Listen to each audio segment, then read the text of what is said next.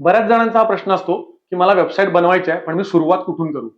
So सगळ्यात महत्वाची सुरुवात करायला लागते ती म्हणजे डोमेन. बऱ्याच वेळा तुम्ही हा शब्द ऐकला असेल. सो समजा माझी वेबसाईट आहे www.swapnilnarke.com किंवा माझी कंपनी आहे स्वप्नील ज्वेलरी शॉप आहे swapniljewellers.com अशी माझी वेबसाईट आहे. तर ती मिळवण्यासाठी मला पहिल्यांदा डोमेन अवेलेबल आहे का बघायला लागतं. डोमेन हे अगदी तुमच्या घराच्या 7-12 किंवा नाव लावतो तसं असतं की एकदा एकाने डोमेन घेतलं की स्वप्नील ज्वेलर्स जर मी खरेदी केलं तर ते जोपर्यंत मी विकत नाही तोपर्यंत ते दुसऱ्याला खरेदी करता येत नाही.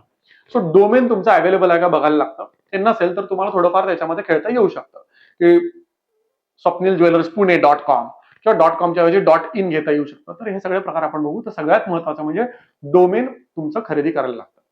बऱ्याच वेबसाईट्स आहेत ज्याच्यातून तुम्ही असे डोमेन खरेदी करू शकता. जसं की GoDaddy इंडियामध्ये फार पॉप्युलर आहे, बिग रॉक्स आहे.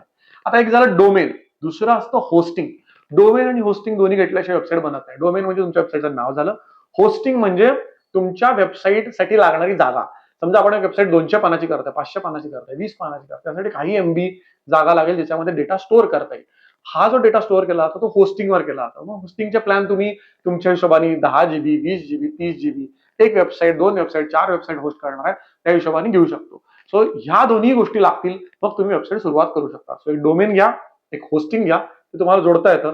मग वेबसाईट करण्याच्या बऱ्याच टेक्नॉलॉजी आहेत जसं की वर्डप्रेस आहे.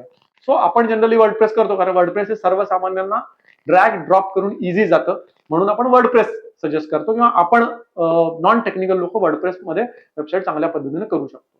सो वेबसाईटसाठी लागणाऱ्या ह्या मिनिमम रिक्वायरमेंट आहेत आणि तुम्ही तुमची वेबसाईट या मिनिमम रिक्वायरमेंट पूर्ण करून करू शकता.